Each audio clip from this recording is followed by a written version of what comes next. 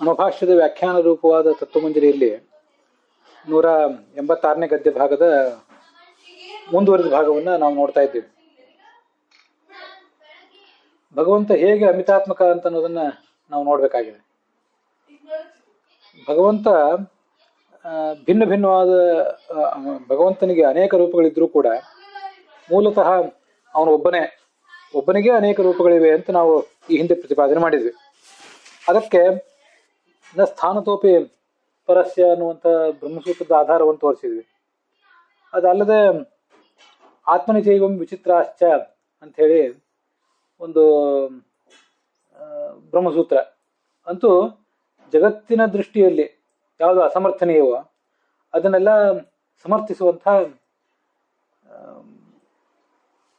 ಶಕ್ತಿಗಳು, ಅದನ್ನೆಲ್ಲ ಹೊಂದಿಸ್ಕೊಂಡು ಹೋಗುವಂಥ ಶಕ್ತಿಗಳು ಪರಮಾತ್ಮನಿಗಿವೆ ಅನ್ನೋದನ್ನೆಲ್ಲ ನಾವು ನೋಡಿದ್ದೀವಿ.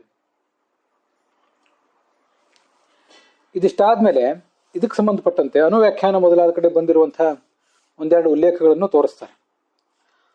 ಅಮಿತಾತ್ಮಕ ಅಮಿತ ಆತ್ಮ ಅನೇಕ ರೂಪಗಳುಳ್ಳವನು ಅಂತ ಇಲ್ಲೇನು ಬಂತಲ್ಲ, ಆದ್ದರಿಂದ ಈ ಥರ ಹೇಳಿದ್ದರಿಂದ ಮತ್ತೆ ಅಣುಭಾಷ್ಯದಲ್ಲಿಯೂ ಕೂಡ ಬಂದಿರುವಂಥ ಮತ್ತೊಂದು ವಾಕ್ಯ, ಅದೇನು ವಾಕ್ಯ ಅಂದರೆ ವಿರೋಧಿ ಸರ್ವಬಾಹುಲ್ಯ ಕಾರಣ ಸ್ತ್ರೀ ನಿಷೇಧಿನಾಂ ಪೃಥಕ್ ಸಮನ್ವಯಾರ್ಥಾನಿ ಸ್ಥಾನಾನ್ಯೇತಾನಿ ಸರ್ವಶಃ ಅಂತ ಒಂದು ವಾಕ್ಯ. ಈ ಅನುವ್ಯಾಖ್ಯಾನದ ವಾಕ್ಯವನ್ನು ಕೂಡ ಇಲ್ಲಿ ತಗೊಳ್ಬೇಕು. ಈ ಅನುವ್ಯಾಖ್ಯಾನದ ವಾಕ್ಯ ಅನುವ್ಯಾಖ್ಯಾನದ 1ನೇ ಅಧ್ಯಾಯದ 4ನೇ ಪಾದದ 6ನೇ ಅಧಿಕರಣ. ಇದು ಆ ಪ್ರಕೃತಿ ಅಧಿಕರಣ ಅಂತ ಕರೀತಾರೆ. ಆ ಪ್ರಕೃತಿ ಅಧಿಕರಣದಲ್ಲಿ ಬರುವಂತಹ ಒಂದು ಮಾತಿದು. ಅದಕ್ಕೆ ಅರ್ಥ ಏನು? ಅಲ್ಲಿ ವಿರೋಧಿ ಸರ್ವ ಬಾಹುಲ್ಯ ಅಂತಿದೆಯಲ್ಲ, ತತ್ವಮಂಜರಿಯಲ್ಲಿ ಅಷ್ಟೊಂದು ಮಾತ್ರ ತಗೊಂಡಿದ್ದಾರೆ. ವಸ್ತುತಃ ವಿರೋಧಿ ಸರ್ವ ಬಾಹುಲ್ಯ ಅಂತ ಅಲ್ಲಿ ಬಂದಿರುವ ಆ ಮಾತಿಂದು ಹೆಚ್ಚಿನ ಮಹತ್ವ ಏನಿಲ್ಲ. ಪೃಥಕ್ ಸಮನ್ವಯಾರ್ಥಾನಿ ಸ್ಥಾನಾನ್ಯೇತಾನಿ ಸರ್ವಶಃ ಅಂತ ಮುಂದೆ ಮತ್ತಷ್ಟೇ ಬಂದಿದೆಯಲ್ಲ, ಅದೆಲ್ಲನೂ ಸೇರಿ ನಮಗದಿಲ್ಲಿ ಪ್ರಸ್ತುತ ಆಗೋದು ಅನುವ್ಯಾಖ್ಯಾನದ ಆ ವಾಕ್ಯ. ಅದಕ್ಕೆ ಅರ್ಥ ಏನು ಆ ಇಡೀ ಶ್ಲೋಕಕ್ಕೆ ಅಂದ್ರೆ, ಅನೇಕ ಶಬ್ದಗಳನ್ನ ಭಗವಂತನಲ್ಲಿ ಸಮನ್ವಯ ಮಾಡಬೇಕಾಗಿದೆ. ಅವೆಲ್ಲ ಈ ಪ್ರಕೃತಿ ಅಧಿಕರಣದಲ್ಲಿ ನಾವೀಗ ಮಾಡಬೇಕಾದಂಥ ಕಾರ್ಯಗಳು. ಹಿಂದೆ ಹೇಳಿದ ಅನೇಕ ರೀತಿಯ ಶಬ್ದಗಳು, ಮುಂದೆ ಹೇಳಲಿಕ್ಕಿರುವಂಥ ಶಬ್ದಗಳು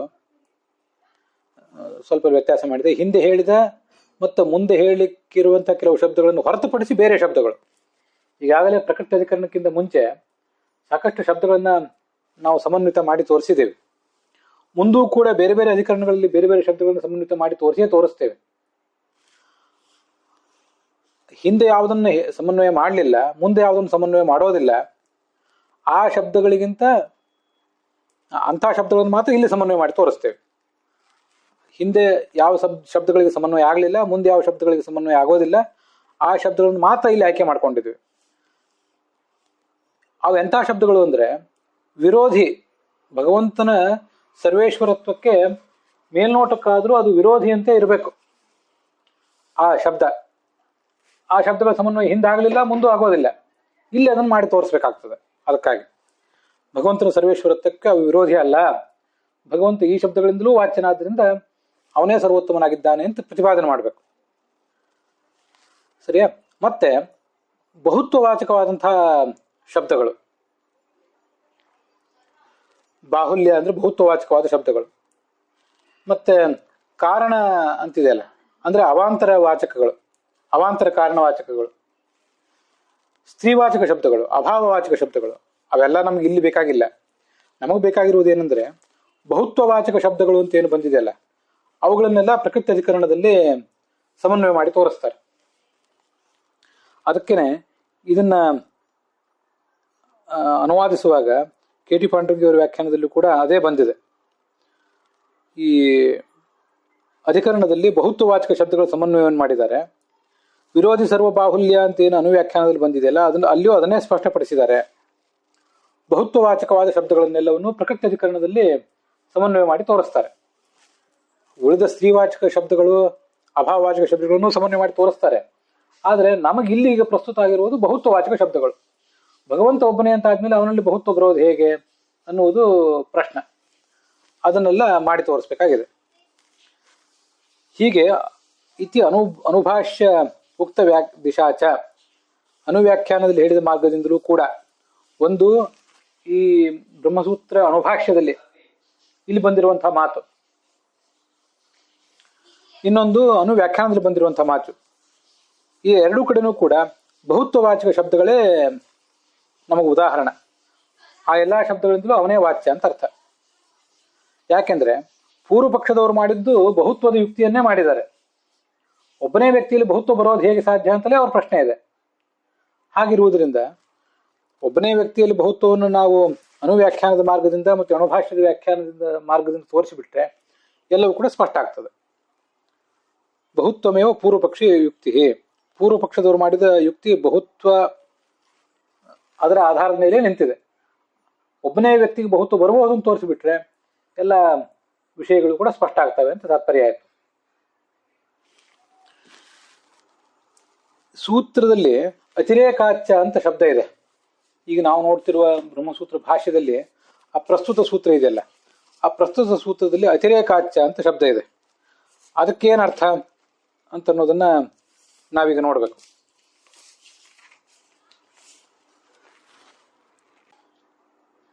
ಒಂದನೇ ಅಧ್ಯಾಯದ 4ನೇ ಪಾದದ 12ನೇ ಸೂತ್ರ ಇದೆಯಲ್ಲ, ನ ಸಂಖ್ಯ ಉಪಸಂಗ್ರಹಾದಪಿ ನಾನಾಭಾವಾತ್ ಅತಿರೇಕಾಚ್ಯ ಅಂತ. ಅಲ್ಲಿ ಅತಿರೇಕ ಅಂತ ಒಂದು ಶಬ್ದ ಇದೆಯಲ್ಲ, ಆ ಅತಿರೇಕ ಅನ್ನೋ ಶಬ್ದಕ್ಕೆ ಏನರ್ಥ ಅನ್ನೋದನ್ನ ನೋಡ್ಬೇಕು. ಅತಿರೇಕ ಅಂತಂದ್ರೆ ಶರೀರಸ್ಥ ರೂಪಕ್ಕಿಂತ ಶರೀರದಲ್ಲಿರುವ ಭಗವಂತನ ರೂಪಗಳೇನಿದೆ ಆ ರೂಪಕ್ಕಿಂತ ಪಂಚಕದಲ್ಲಿರುವ ರೂಪಗಳು, ಚಕ್ಷುಸ್ಸು, ಜ್ಯೋತಿಷು, ಅನ್ನ ಮೊದಲಾದ 5 ಏನಿವೆ ಅದರಲ್ಲಿರುವ ರೂಪಗಳು ಅತಿರಿಕ್ತವಾಗಿವೆ, ಭಿನ್ನವಾಗಿದೆ ಅಂತ ಅದಕ್ಕರ್ಥ. ಅತಿರೇಕ ಅಂದ್ರೆ ಭೇದ, ಅತಿರೇಕ ಅಥವಾ ವ್ಯತಿರೇಕ ಅಂದ್ರೆ ಭೇದ, ವ್ಯತ್ಯಾಸ ಅಂತ ಅರ್ಥ. ಆದ್ರಿಂದ ಅತಿರೇಕಾಚ್ಯ ಅಂದ್ರೆ ಭೇದವನ್ನ ಅಲ್ಲಿ ತೋರಿಸಿದ್ದಾರೆ. ಅರ್ಥಾತ್ ನಮ್ಮ ಸಿದ್ಧಾಂತದಲ್ಲಿ ಪರಮಾತ್ಮನ ಆ ಎಲ್ಲ ರೂಪಗಳಿಗೂ ಕೂಡ ಸವಿಶೇಷ ಭೇದ ಅಂತ ಅದರ ತಾತ್ಪರ್ಯ ಆಗ್ತದೆ. ಅಲ್ಲಿ ಅತಿರೇಕಾತ್ ಅಂತ ಶಬ್ದ ಪ್ರಯೋಗ ಮಾಡಿದಾರಲ್ಲ ಬ್ರಹ್ಮಸೂತ್ರದಲ್ಲಿ, ಅತಿರೇಕಾಚ್ಯ ಎಂಬ ಸೂತ್ರದಿಂದ ಏನ್ ಹೇಳಿದ್ದಾರೆ ಅಂದ್ರೆ ಆಧಾರಾಧೇಯ ಭಾವವನ್ನು ಸಮರ್ಥನೆ ಮಾಡಿದ್ದಾರೆ. ಪರಮಾತ್ಮನೇ ಅಧಿಷ್ಠಾನದಲ್ಲೂ ಇದ್ದಾನೆ, ಹಾಗೆ ಆಧೇಯದಲ್ಲೂ ಇದ್ದಾನೆ ಅಂದ್ರೆ ಅವನು ಎರಡೂ ಕಡೆನೂ ಇದ್ದಾನೆ ಅಂತ ಆದ್ರೆ ಅವನೇ ಆಧಾರ ಅಂತಾಯ್ತು, ಅವನೇ ಆಧೇಯ ಅಂತಾಯ್ತು.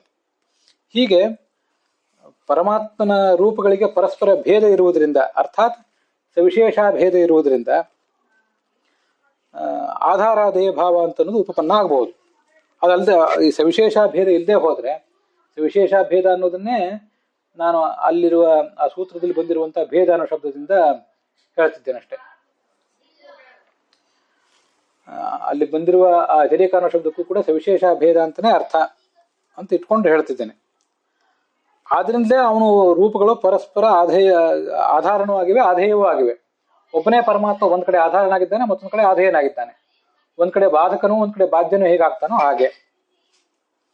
ಹೀಗೆ ಸಮರ್ಥನೆ ಮಾಡಿರುವುದೇನಿದೆ ಇದು ಅಭ್ಯುಚ್ಚಯೇನ, ಇದೊಂದು ಹೆಚ್ಚಿನ ವಿಷಯವನ್ನ ನಿರೂಪಣೆ ಮಾಡುವುದಷ್ಟೇ. ಒಂದು ಎಕ್ಸ್ಟ್ರಾ ಅಂಶವನ್ನ ಆಚಾರ್ಯ ಸಮರ್ಥನೆ ಮಾಡಿದಾಗ ಆಯ್ತು. ಆಧಾರಾಧೇಯ ಭಾವ ಅಂತನ್ನುವುದೊಂದು ಎಕ್ಸ್ಟ್ರಾ ಅಂಶ ಪರಮಾತ್ಮನ ರೂಪಗಳಲ್ಲಿದೆ, ಅದೇ ಆಧಾರವೂ ಆಗಿದೆ, ಅಧೇಯವೂ ಆಗಿದೆ ಅಂತ ತೋರಿಸಿಕೊಟ್ಟಾಗಾಯ್ತು. ವಾಸ್ತವಿಕವಾಗಿ ಅಲ್ಲಿ ಸಮನ್ವಯ ಮಾಡಬೇಕಾಗಿರುವುದು ಬಹುತ್ವವನ್ನು ಮಾತ್ರ. ಸಕಲ ಶಬ್ದಗಳನ್ನು ಭಗವಂತನ ಸಮನ್ವಯ ಮಾಡಿ ತೋರಿಸಿದ್ರೆ ಸಾಕು. ಆಧಾರಾಧೇಯ ಭಾವವೂ ಭಗವಂತನಿಗಿದೆ ಅಂತ ಹೇಳುವುದು ಎಕ್ಸ್ಟ್ರಾ ವಿಷಯ ಅಷ್ಟೇ. ಆಧಾರಾಧೇಯ ಭಾವವನ್ನು ಸಮರ್ಥನೆ ಮಾಡಿರುವುದು ಹೆಚ್ಚಿನ ಪ್ರಮೇಯವನ್ನು ತೋರಿಸಿಕೊಟ್ಟ ಹಾಗೆ. ಅನೇಕ ಸಕಲ ಶಬ್ದಗಳ ಸಮನ್ವಯ ಮಾಡುವುದು ಮುಖ್ಯ. ಬಹುವಚನಾಂತವಾದ ಶಬ್ದಗಳನ್ನು ಆತನಲ್ಲಿ ತೋರಿಸಿ ಏಕನಾದ ಭಗವಂತನೇ ಬಹುರೂಪಗಳಿಂದಲೂ ಇದ್ದಾನೆ ಅಂತ ತೋರಿಸಿಕೊಟ್ಟು ಅಲ್ಲಿ ಹೇಳಬೇಕಾದ ವಿಷಯಗಳನ್ನು ಹೇಳಿ, ಅದಲ್ಲದೆ ಆಧಾರಾಧೇಯ ಭಾವವುಳ್ಳವನೂ ಆಗಿದ್ದಾನೆ ಅಂತನ್ನುವುದು ಮತ್ತೊಂದು ಹೆಚ್ಚಿನ ಪ್ರಮೇಯ. ಅದನ್ನು ತಿಳಿಸಿಕೊಟ್ಟಾಗಾಯಿತು ಅಂತ ತಾತ್ಪರ್ಯ ಆಚಾರದು. ಅಲ್ಲಿಗೆ ಈ ಭಾಗ ಸಮಾಪ್ತವಾಗಿದೆ.